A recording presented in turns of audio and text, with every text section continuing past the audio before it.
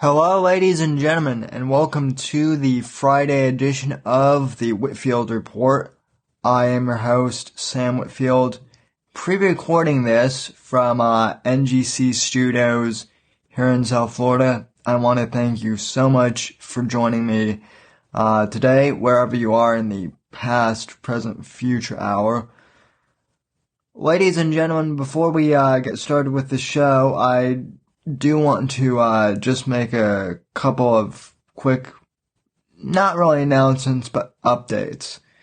The reason I'm doing this show today on Friday is because I didn't get to do the Thursday podcast like usual.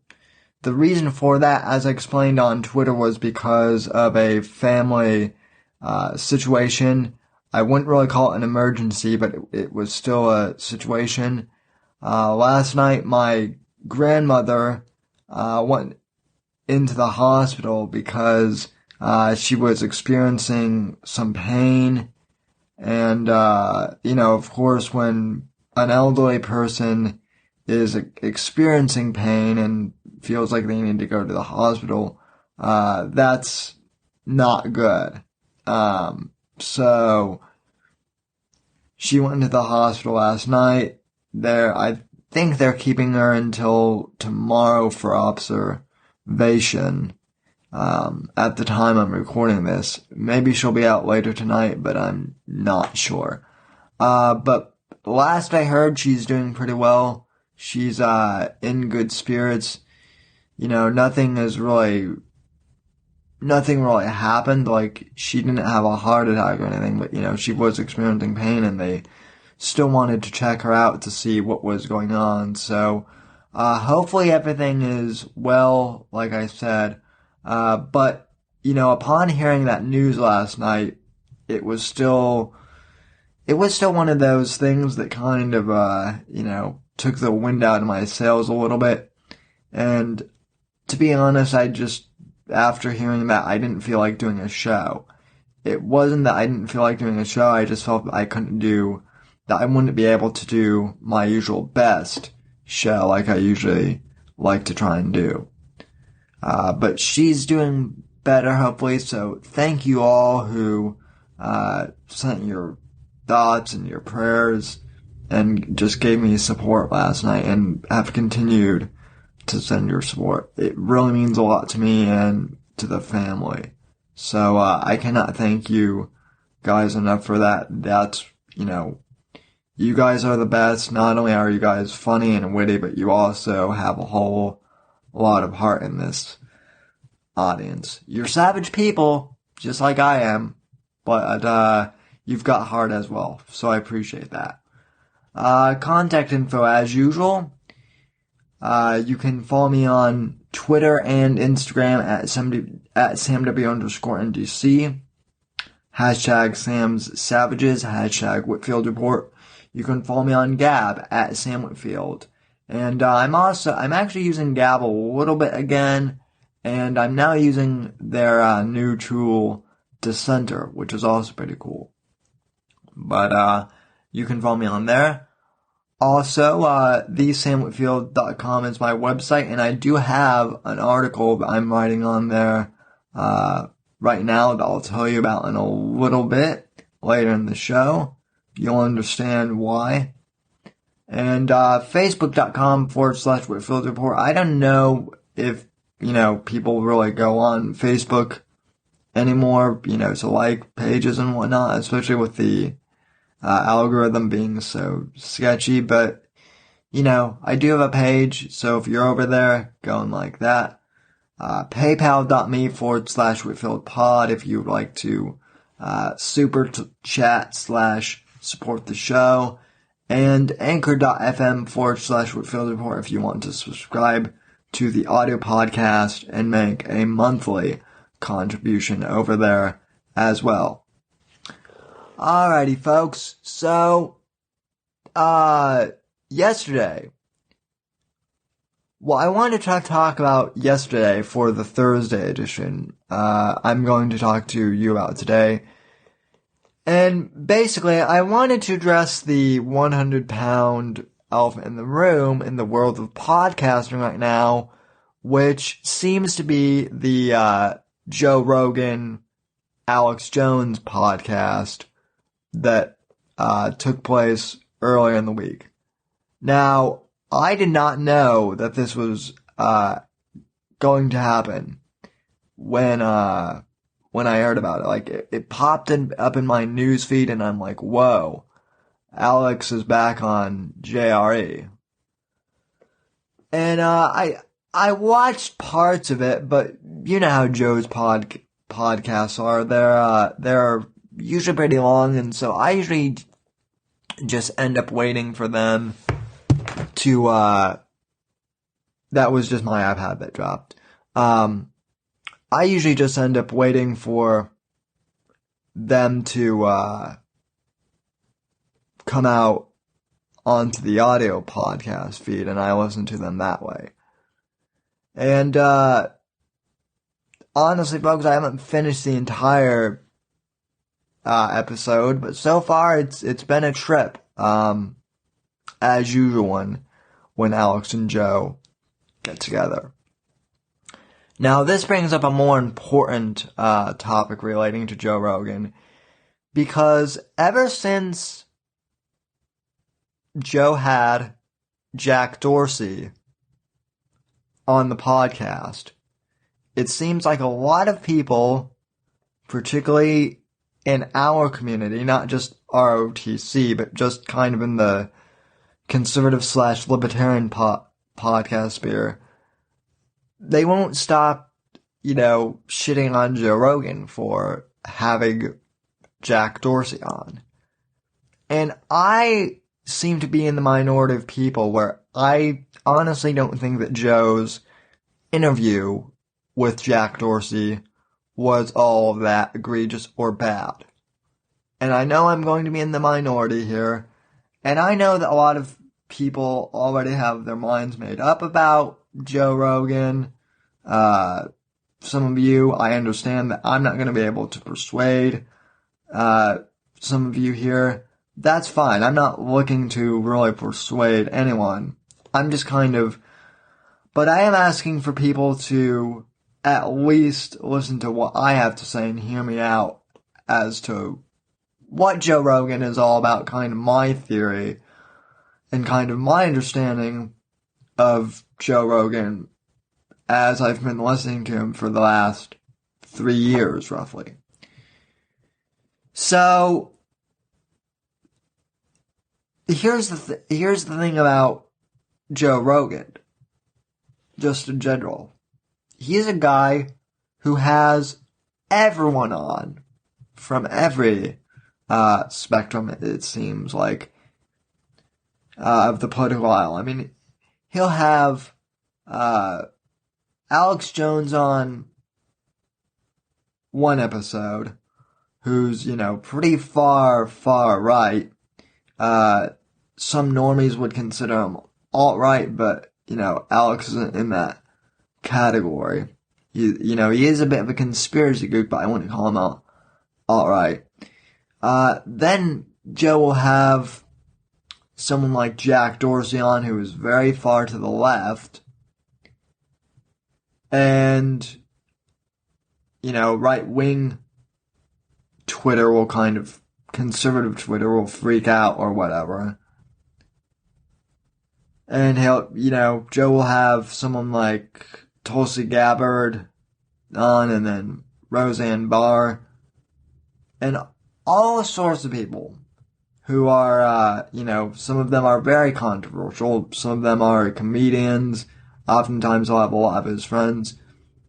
But bottom line, point being, I think Joe Rogan is a guy who just wants to have a dialogue with people on his podcast from multiple viewpoints. He's one of the people that, rather than just, talking about, we need to hear multiple viewpoints, we need to have a more fair and balanced, dialogue in the media, he actually is having a pretty fair and balanced dialogue in the media. I know some of you might not agree with me on that, but look at look at how often his guest list changed. I mean, he has both liberals and conservatives on, and it's a pretty fair mix of people, actually. Now, do I agree with everything that Joe Rogan says? No, I think Joe Rogan is a little too socially liberal. I don't think he really understands the whole concept of that, basic income thing or whatever. And there are the things that he's pretty socially liberal and I don't agree with either. But because Joe is at least willing to give people like Alex Jones or Ted Nugent or other, people who we shouldn't quote unquote be giving a platform to according to the mainstream media, I'm willing to not really give Joe a pass, but accept what he's doing. I think what he's doing in terms of creating a dialogue is very helpful in a time where our media is extremely polarized.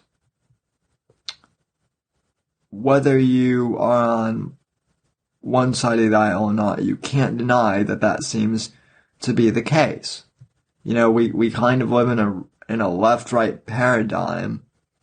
And as my friend Joshua Johnson likes to say, there is a realignment going on where people who are on the left and on the right are starting to come together, the smart ones at least. And even if we don't agree with each other on everything, we try and find common ground and at least start a respectful dialogue. And I think that's what Joe Rogan is doing. Now, by all means, I don't think he's beyond criticism. I understand and I agree some of the criticisms that people had with Joe deleting comments on the Jack Dorsey video. I think that was a little weird, but I don't even know if that was Joe. I know, that could have been Jamie or someone else who works for Joe as well. Joe does not seem to be the type to delete comments himself. I wouldn't think anyway. As far as, copyright claiming videos, with his content, even though they're under fair use, look, I don't like that really either. But at the same time, I mean, as long as he's not mainly striking videos down like failed entertainment is, and just doing the copyright claim thing, I don't really see a problem, and I might be in the minority in that case. But, he copyright claims all my videos whenever, I play a clip of him, even if it's in fair use. And, to be honest, I don't really care all that much personally, because, more of the money I make is off the audio podcast, and, I'm not eligible for YouTube monetization yet. I only have 200 something subscribers at this point. So, guys, please, subscribe, and the more people we can get subscribed, then when you want to make that argument about Joe Rogan copyright claiming, then I might be a little more receptive to, hearing that argument, guys. And, but, also, as far as this whole argument that, there's this whole controversy now that Alex and Joe, they staged this big, fight between each other on the internet, and to boost, both of their, personas, and that we all got played and whatnot by their, internet war. And look, I don't think that's the case. I don't think that they staged this, melodrama between them. I don't think that was the case at all. Here's what I think that happened. I think Alex legitimately got pissed at Joe for, not defending him right away when, Alex got deplatformed. Alex, as near as I can tell, said some stuff about Joe. Joe said some stuff back on his podcast about Alex. It became a whole melodrama, and I do believe it was real, but then I do believe the story that they called each other and talked things out and made up because they're friends. And look, the reason I say that is because if you've ever been in a friendship or other relationship with someone else and, you might not always get along with your friends. And sometimes melodrama like that happens. There's miscommunication or whatever. Honestly, the one criticism I do have of both of them during that whole melodrama was it just seemed so juvenile the way they went about it, just talking at each other over the internet like that. They should have called each other months ago and made up. So, I get people's annoyance, but I don't think that this whole thing was staged. So, and I don't think either of them are above criticism either. I think that if you're, if you can be objective, you have the right to criticize Joe Rogan, and I think you should be objective in criticizing, Alex Jones too.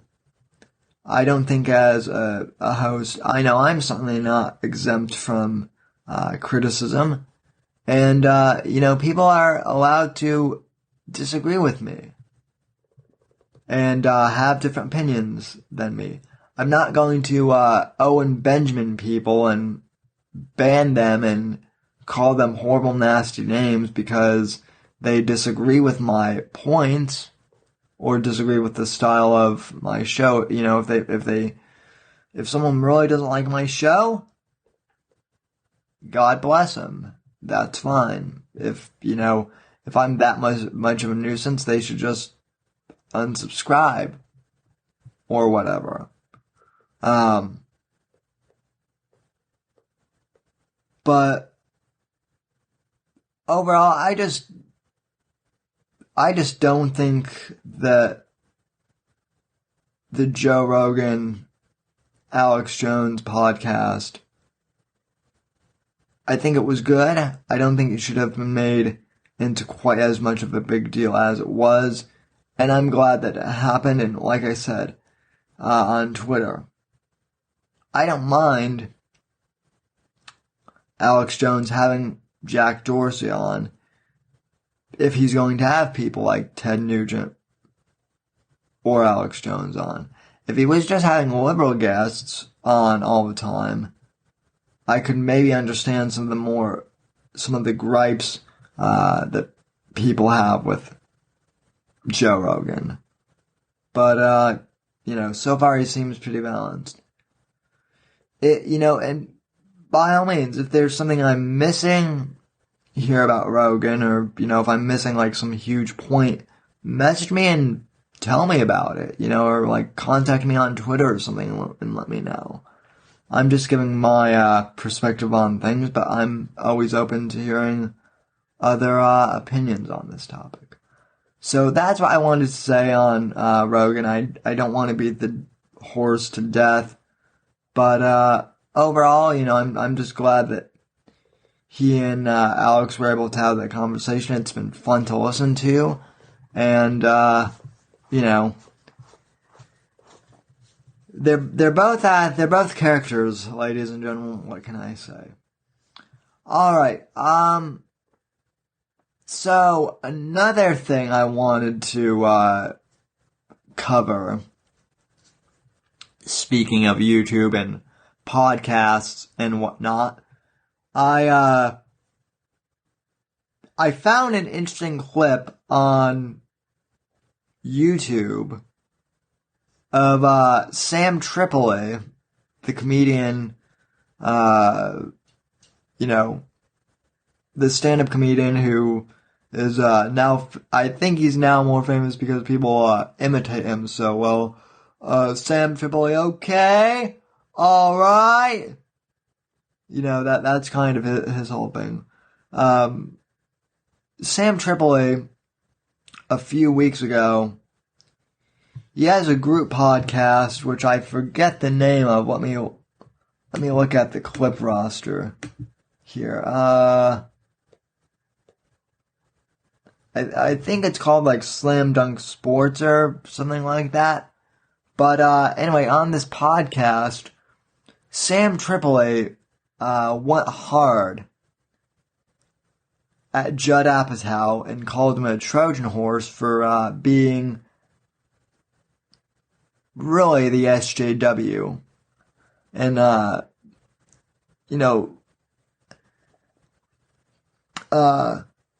helping this SJW crap manifest itself in stand-up comedy. I'm really glad that Tripoli called him out on that, called Apitow out on it. Because here's the thing, folks, and this kind of goes back to the Joe Rogan thing, too, I was talking about. I don't really care if someone is on the left or the right.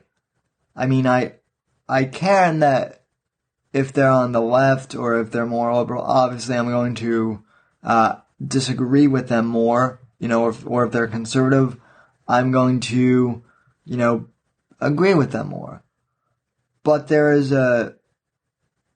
but now in America we have a huge problem with just the left going absolutely SJW, and it's ruining stand-up comedy, and it's ruining things that should not be political in nature at all.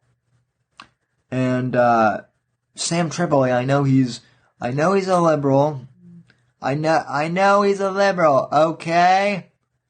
But the fact that he's speaking out against political correctness and all this BS in stand-up comedy and calling Judd Apatow out for it is really good. This clip is about 2 weeks old, but I just had to play it for you because it underscores my point about how we're taking back the culture from these politically correct nut jobs.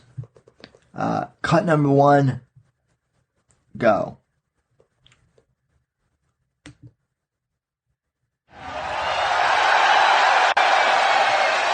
Oh, it's called, the podcast is called Punch Drunk Sports. That's right, folks.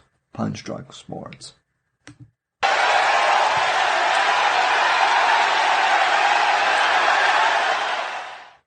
Views expressed about Judd Apatow, Sam Tripoli, and Sam Tripoli's other.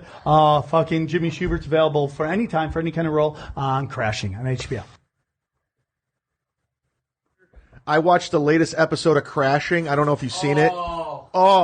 It's the fucking worst thing. Okay, we'll put a pin in it. Why'd you bring that up here? Because it's a tease.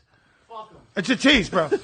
Now I'm curious. Oh, was it a Me Too episode? Is that what you guys It are is. talking about? Okay, I talked about it earlier, but the TV show Crashing, all these produced by Judd Apatow and Pete Holmes, they released an episode yesterday. So over. Jesus. Take down a club. No, fuck you.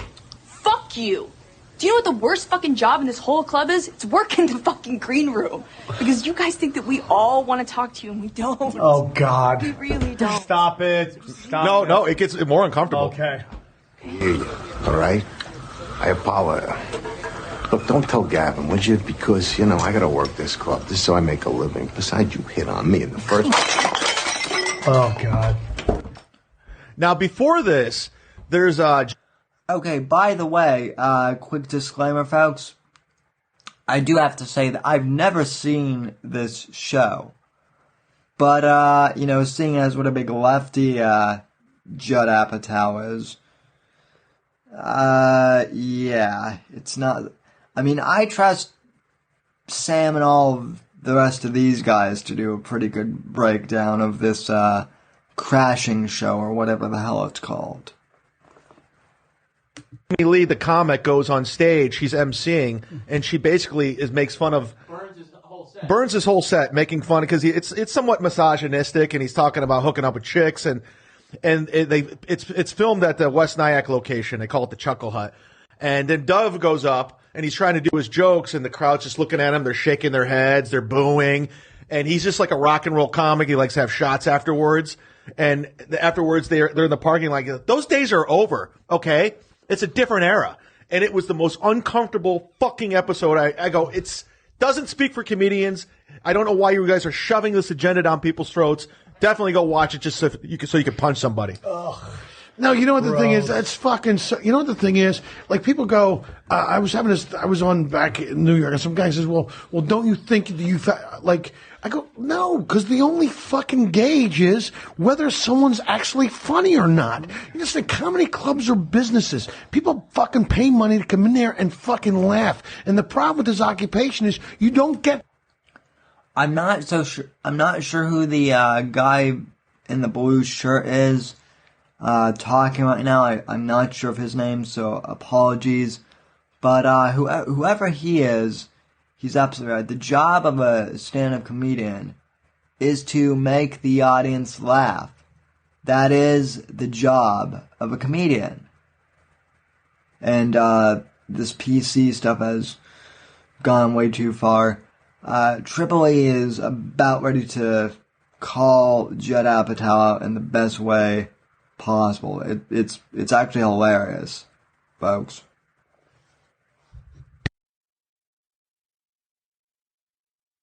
Good till you got 20 fucking years in, and you can't just go fucking changing the rules just because you say that the fucking world is like, you know, the audience dictates what the fuck I talk about because they're fucking laughing at it. I mean, you can't.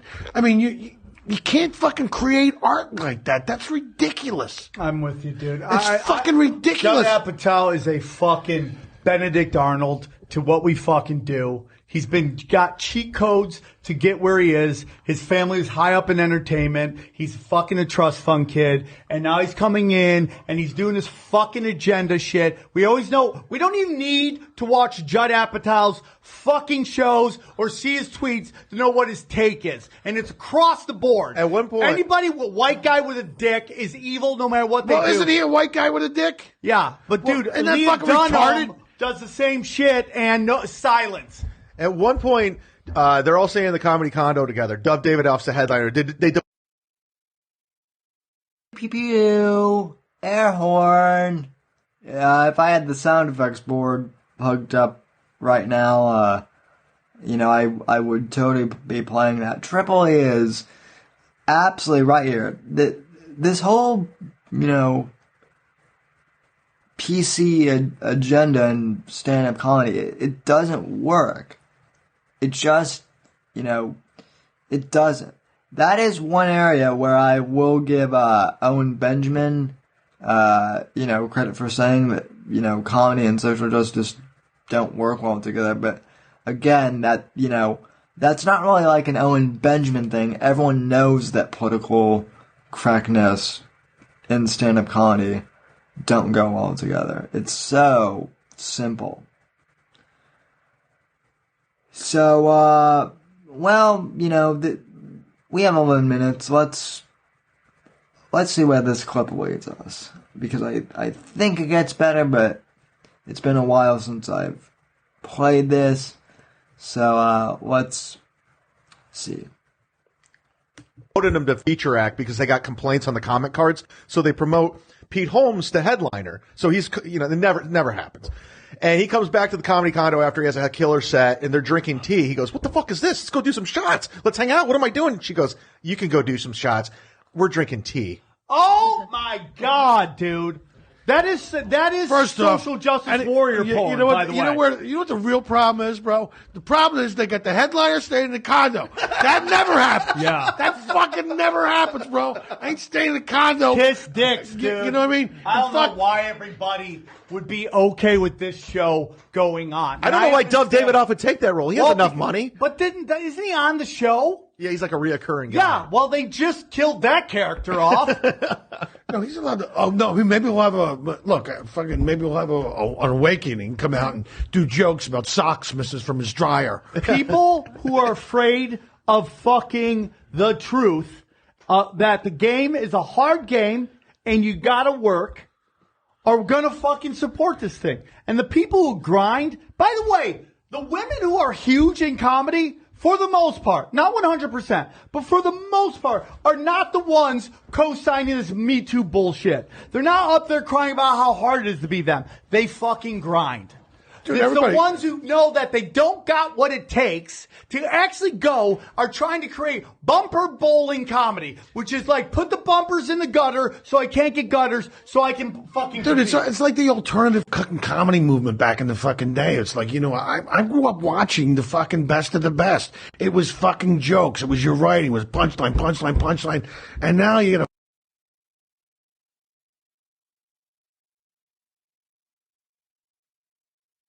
All right, so, Sam Tripoli and this whole entire lineup, they absolutely nailed it, ladies and gentlemen. This whole new age of, social justice invading stand-up comedy, it's going to kill the comedy game, and I'm glad that people are starting to wake up to it, and the comedians are saying, no, fuck you, we're gonna tell our jokes the way we want. We're not gonna let the social justice BS invade our craft. I'm not a stand-up comedian by any stretch of the imagination. I'm not even a sit-down comedian. But I think I understand how comedy dynamics work a little bit, and you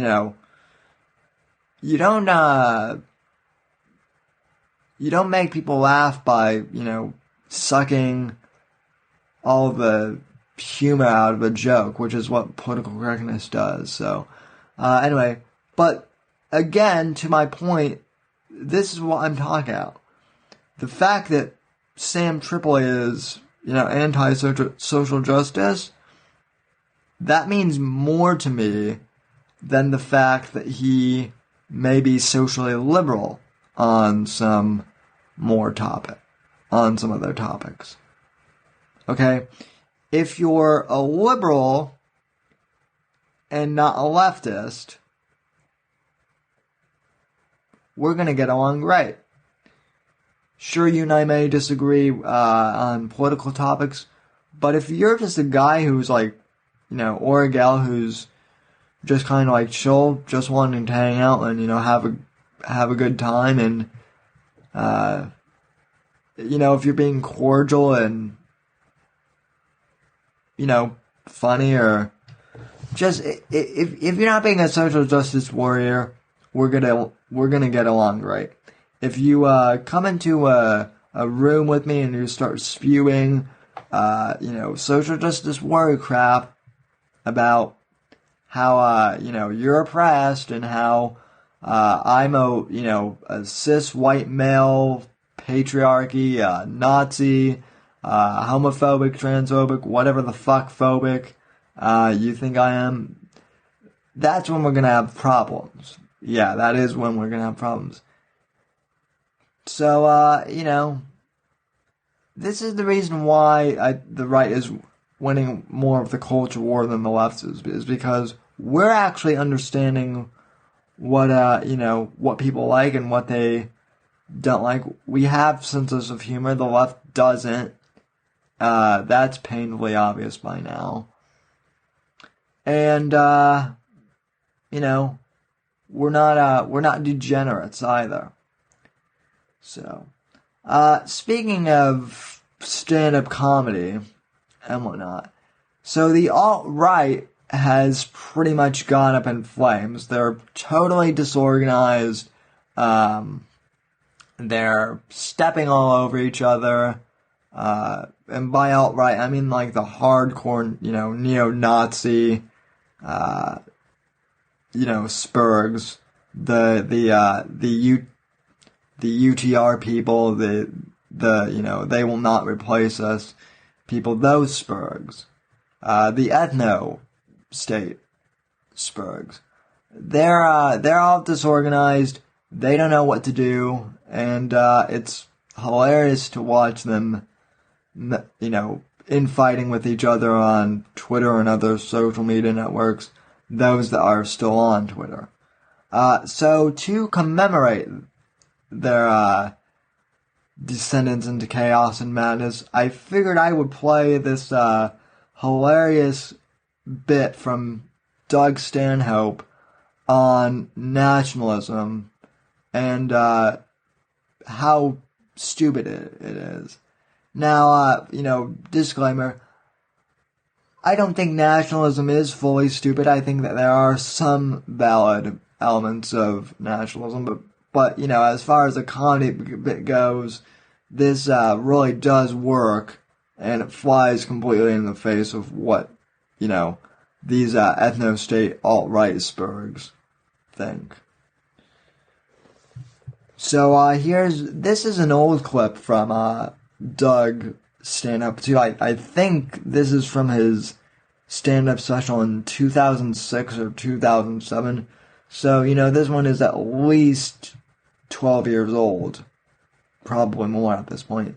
But I saw this on YouTube and I just couldn't resist playing this for you guys. So here is Doug Stanhope on the stupidity of nationalism. Cut number 1, go.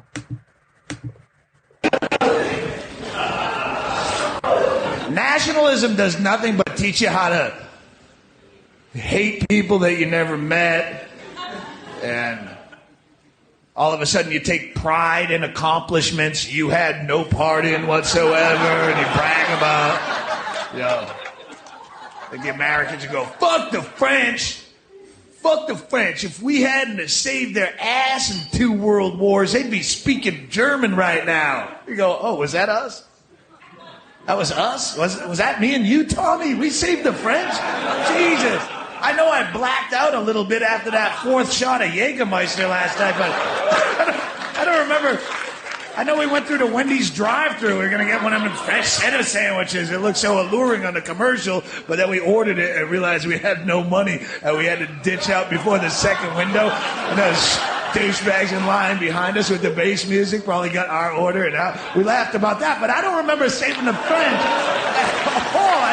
I went through the last 10 calls on my cell phone, and there's nothing incoming or outgoing to the French looking for muscle on a project. I checked my pants, there's no money. By the way, I love the thing that amuses me the most about this, and maybe it's just because I'm a millennial, but the thing that amuses me is Stanhope does this whole bit while holding a cigarette and a beer in his hand. And in 2007 is when the thank you for smoking came out, and that was like that big point in time when like the PC people and the SJWs on both the left and the right were into the stop smoking. That was kind of like the whole push to like get rid of smoking in like popular media. It never went anywhere, but so the fact that Stanhope's is doing his stand-up special for that year and holding a cigarette in his hand and a beer is just, I get that that's one of Stanhope's gimmicks. I've recently gotten into Doug Stanhope, and it's pretty clear that that's one of his things. But it's hilarious nonetheless, and I love it. All right, continuing on. Just had to make that comment. It was too good not to notice. blood stains on the knees from where we were garroting krauts in the trenches at Verdun. I think we didn't do anything but watch sports bloopers while we got hammered. I think we should shut the fuck up.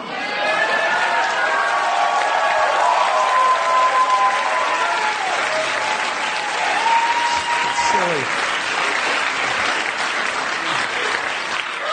All that stuff. Tradition and heritage, it's dead people's baggage. Quit carrying it. Did you make it up? No. It's passed on to me. Pass it back. Every immigration argument that you hear, they never come from well, how does it affect you personally? Well, you know, these immigrants, they come to our country, they burden our tax system. What they do is they come here and they get into our education system and our health care, and I got to pay the tax. My taxes have to pay that. Well, what the fuck are you doing to me? Every time you have a kid, because it's American, I should pull up a chaise lounge and wave a flag while 15 of those things come out of you? Oh, I can't wait to pay for these. They're American. I have a vasectomy and an abortion on my record, but I can't wait for all your fucking fat-headed Midwestern kids to come out of you. What are you, Catholic? Come on, be fruitful and multiply. Love it. I'll get a second job. No, well, these immigrants, they don't speak the language. Then don't talk to them. Well, I solved your problem. That was quick. You know who speaks the language perfectly? Your next door neighbor. You've lived there 8.5 years. You've never said one fucking word to that guy. You avert eye contact should you check the mail at the same time.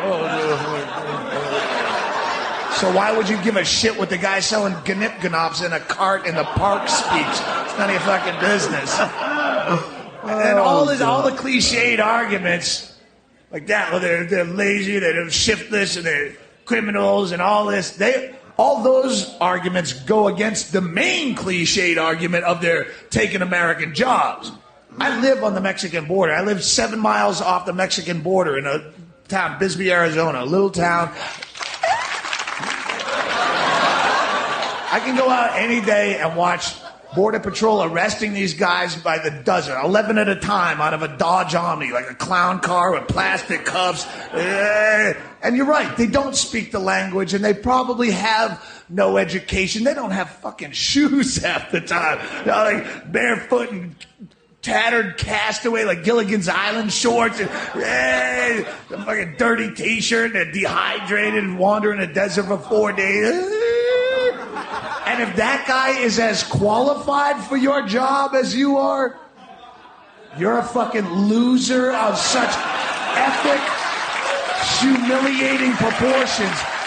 I would be ashamed to have anyone find out that guy took my job. He doesn't speak English. What, did they do your job training in pantomime, shithead?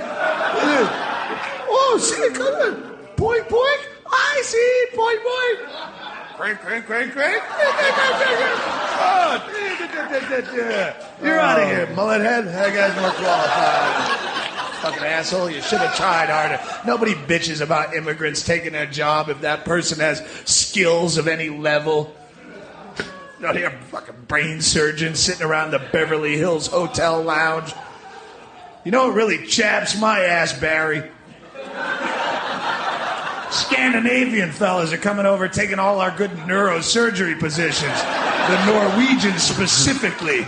I say we down ourselves a bottle of Jack Daniels and go stomp us some Ouija ass. The first Ouija we see. We jump out of that Explorer and pound him. Fucking immigrants. All started with that Einstein. Once they brought him over from Germany and we didn't have any good genius jobs, it was a trickle-down effect.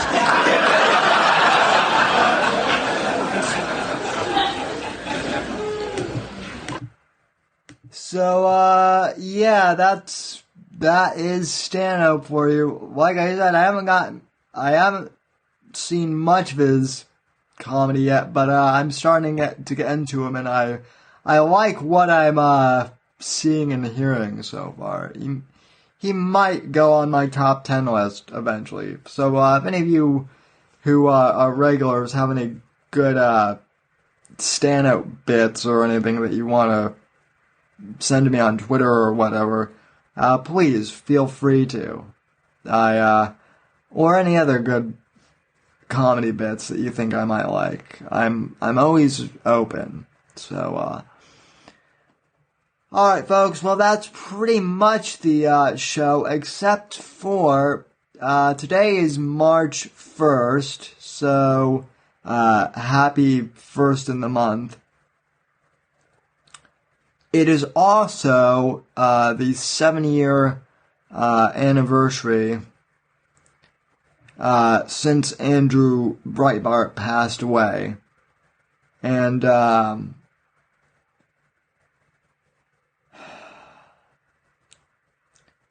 never knew Andrew Breitbart personally, but the man's impact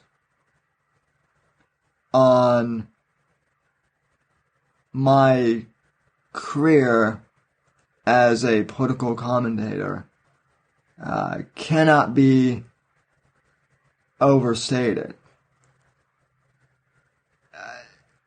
I know I've told this story before on the Whitfield Analysis, which was my old podcast. I don't think I've told it here, but you know, I'm going to because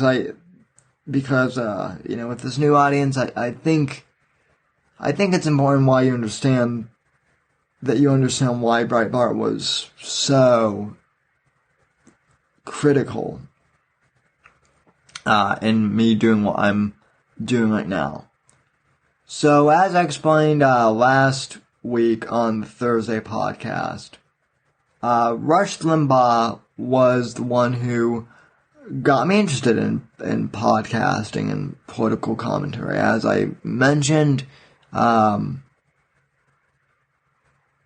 was always interested in politics and current events and, you know, U.S. history when I was growing up in school. So, you know, when I was in junior high, I decided to make a political podcast just for the hell of it. And, you know, I basically did my, best Rush Limbaugh knockoff as best I could. And, believe it or not, it actually got, a few listens. And then I also mentioned how I became one of the first, I became one of the first, red-pilled millennials, to how bad political correctness was, because I merely questioned Obama's voting record, which was non-existent in 2008, and I got, accused of racism by lots of people, all because I questioned Obama's voting record. It had nothing to do with his race or anything at that point. So, that was kind of what kickstarted my career as a political commentator. Now, I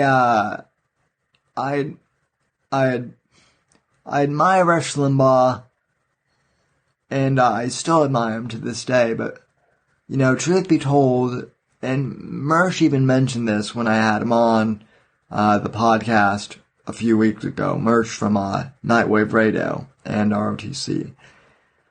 The conservative movement is unfortunately super uncool.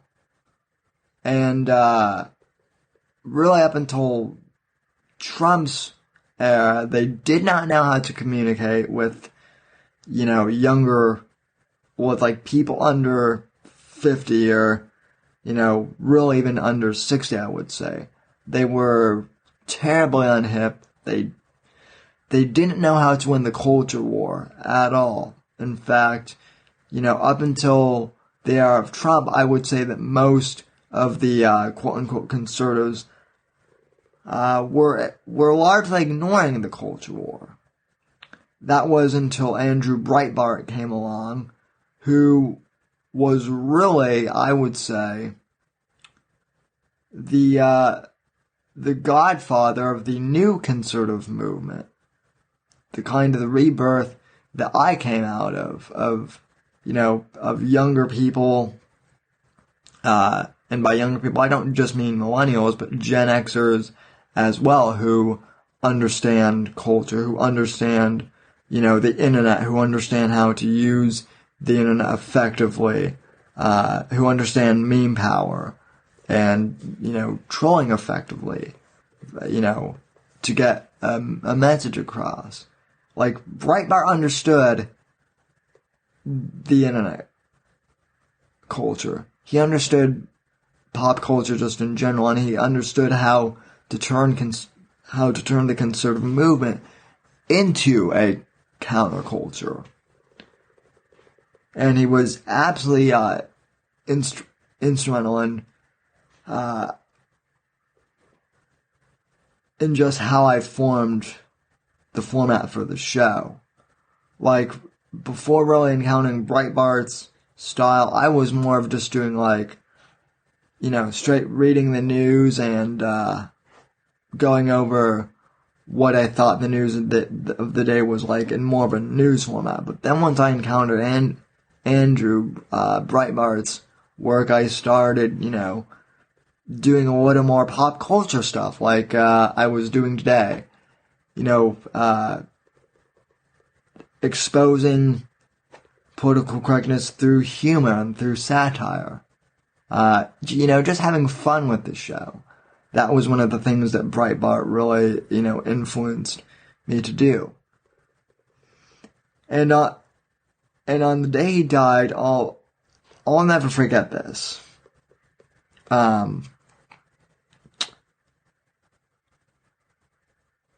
He passed away when I was a junior in high school. And at the time, I had been doing the podcast, the Whitfield Analysis, on Blog Talk Radio for 2 or 3 years at that point. And, I was doing okay, but I wasn't growing fast enough, really, for what I thought would be worth it. I just wasn't growing fast enough to where I thought it would be worth it. I liked doing it, but I was getting depressed because it seemed like no matter what I did, I wasn't really getting discovered at all. People weren't noticing me. And it was really discouraging. And on the day when Breitbart passed away, I remember I actually watched his full CPAC speech, which I highly encourage you guys to watch, and I'll play an excerpt from that later. But I remember watching that speech, and all of a sudden it was like a light clicked in my head. Not only was I, did I feel re-inspired to continue podcasting? It was almost like I had been given a clean slate, in the sense that I felt that it felt reinvigorated. I felt a new purpose for doing the podcast. And I felt almost a need to continue Breitbart's legacy of fighting the culture war and of fighting the left and of helping to promote conservative values.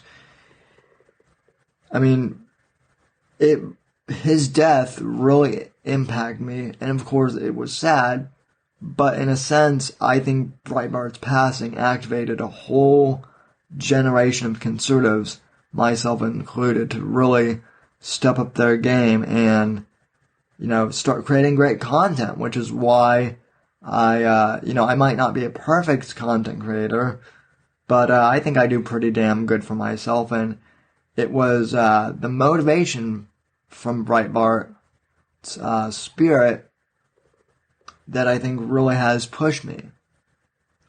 So I want to play one clip that I think really was one of the awesome ones that really activated kind of the flame that influenced me to do what I'm doing now with the Whitfield Report and take the show really seriously. This was my big aha moment. Like, this is when everything clicked for me. This was the Hating Breitbart war trailer.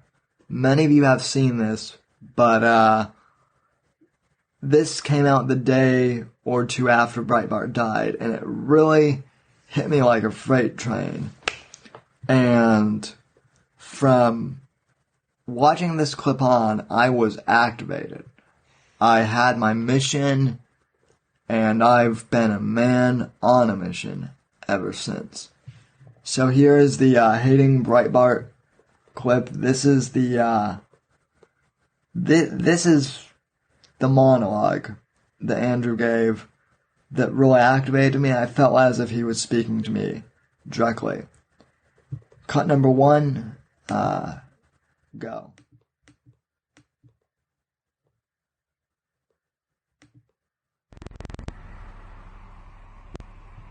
I am so sick of the media dictating the terms of the narrative in this country. I'm so sick of having to be apologetic for who I am. I'm so sick of people in middle America being called flyover country or slope-headed. Conservative teabaggers. And it's going to be teabagging day. It's hard to talk when you're teabagging. Appreciate it very much. It's so funny because the teabaggers, the one thing they hate is when you call them racist. If racism is not the whole of the Tea Party, it is in its heart. The hatred that Timothy McVeigh, that he had. There are plenty of people like that right now. Lots of them. I think you get the general tenor of this. It's anti-government, since this is highly promoted by the right-wing conservative networks. Fox. The left pits people against each other. Divide and conquer is the strategy. I don't want to live in that world. It is the exact opposite of e pluribus unum.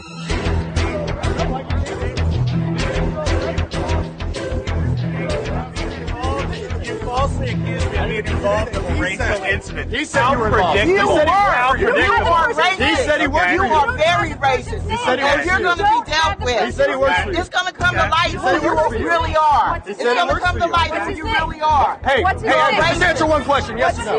What about the fake person? Yes or no? And what the left has stood for with political correctness is to try and get those with whom they disagree to shut up. And the Tea Party movement and Sarah Palin and Michelle Bachmann and Alan West and all the people that have gone out there against the mainstream media and said, you're going to call us racist, you're going to call us potential Timothy McVeighs, fuck you. War.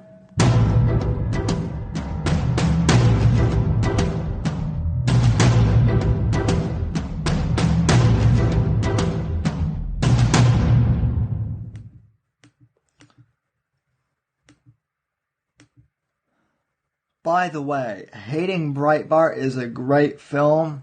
It's probably actually my favorite documentary of all time. I'm not even joking. I've watched it at least 5 times. And with today being the anniversary of Breitbart's death, I'm probably going to watch it again. Tonight maybe. But, you know, I've been blessed to have been given this platform, the Whitfield Report, to really not only spread my views and to help spread conservatism from my perspective, but to also join in with other conservatives and other conservative libertarians. People like Dan Sandini, people like the late Leo Stratton when he was a guest on this show, good people like Chuck, Mersch, Royce, countless others, Ryan Marhofer, Ariana Rollins, just name the few of the guests that I've had on over the years. It's been an honor to have every single one of you on, and it's an honor to have you all as my listeners, too.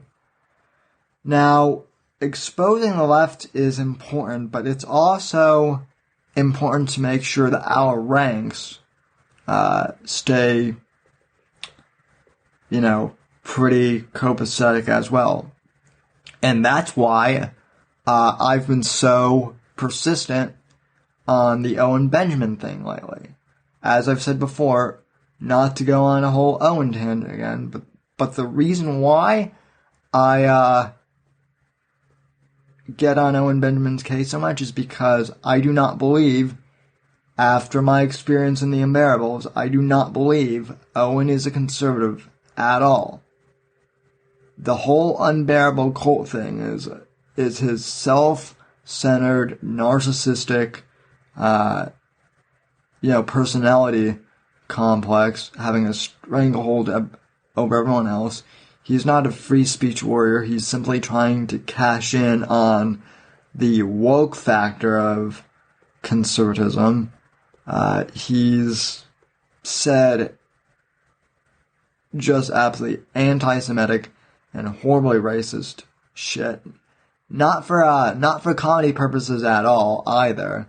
Like, he legit means it. That's the reason why he had Eric Nimmer as his opening act for so long, was as his racial, as his buffer, so he could say racist shit all the time. And and it's not just him. There are others like, Crowder, who may have started off with good intentions. I know that Crowder used to work with Andrew Breitbart back in the day. And, maybe Crowder started out as being an honest conservative, but ever since launching the Mud Club and ever since getting rid of Not Gay Jared, the quality of that show has gone way down, and it's just become another me fest. So, it's disappointing to see him fall too. I'll admit, ladies and gentlemen, I'm not perfect. I have flaws. This show isn't always flawless. I stumble sometimes. But, hey, I'm not trying to make this show perfect either. I want this show to be real. That's why I don't have a green screen or any of that crap. I might not have, fancy visual effects or anything like that. But, I think I try and put out a good show. I really appreciate all of you. And I want to leave you with some words from Andrew Breitbart.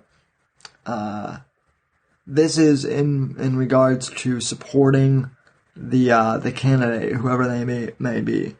Back in 2015, a large portion of my audience were actually, believe it or not, never Trumpers.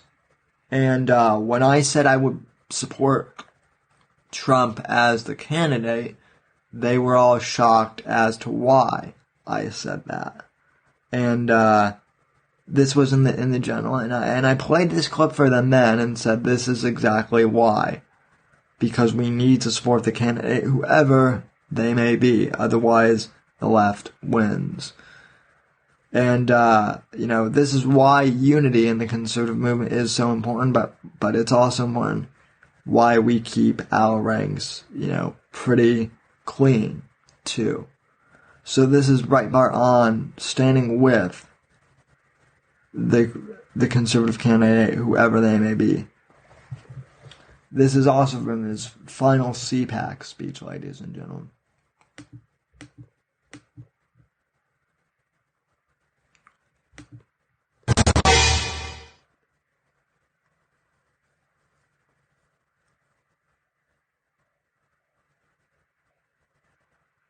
The mainstream media refuses to tell you that these are the same shock troops that have been shocking us, pointing their fingers at us, trying to instigate riots with the police. These people are the definition of un-American. So you want a unity speech? You want a unity speech? I'll give you a unity speech. I don't care who our candidate is, and I haven't since the beginning of this. I haven't. Ask not what the candidate can do for you. Ask what you can do for the candidate. And that's what the Tea Party is. We are there to confront them on behalf of our candidate. I will march behind whoever our candidate is, because if we don't, we lose. There are two paths. There are two paths. One is America, and the other one is Occupy. One is America, the other one is Occupy. And I don't care. Along the way, and I'm not a candidate, I'm never going to be a candidate, I'm just a goofball from Los Angeles who wears goofy shoes, promised people I would shave, didn't, promised people I'd take a shower, I got too caught up talking to everybody, and here I am, kind of a mess, but kind of excited to be here, because over the last 3 years, I've realized that the Republican Party and the conservative movement is not what ABC and CBS puts on the screen. They try to portray you in the worst possible light.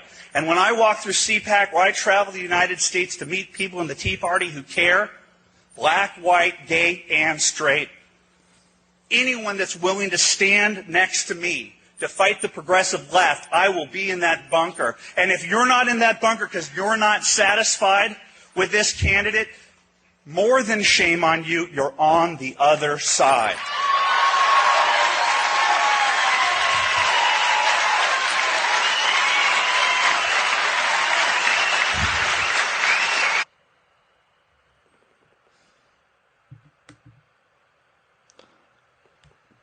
Alright, ladies and gentlemen, so this is a story from Breitbart.com.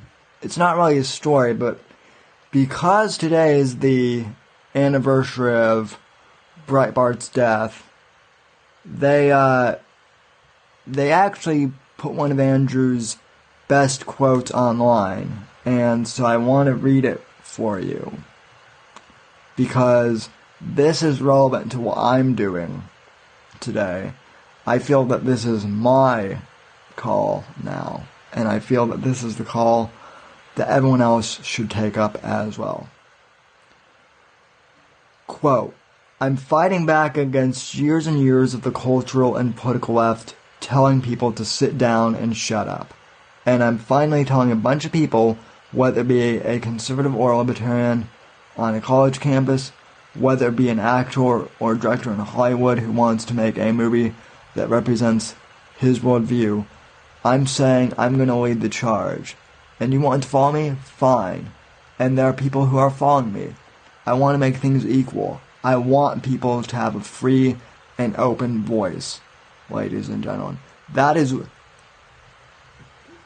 what Andrew Breitbart said in 2012. One of the things he said. And I think that this quote is, well, it pretty much sums up what I'm all about. We're fighting back against the cultural and political left. We're making conservatism cool again. We're making America cool again. The idea of Americanism as a culture. Not as an ethno-state, but as a concept. Breitbart was a great man. Andrew, we still miss you. Thank you for inspiring me, and thank you for inspiring countless others. May you rest in peace wherever you are, my friend.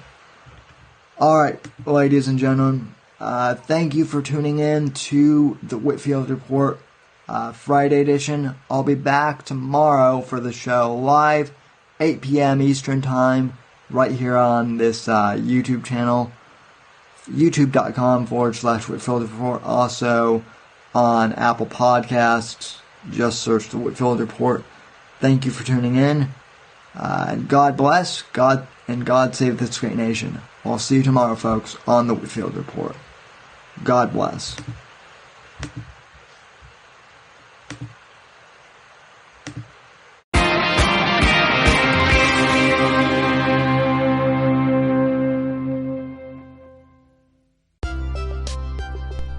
Hey there, folks. If you've made it this far to the end of the podcast, I'd like to thank you very much for listening to the show.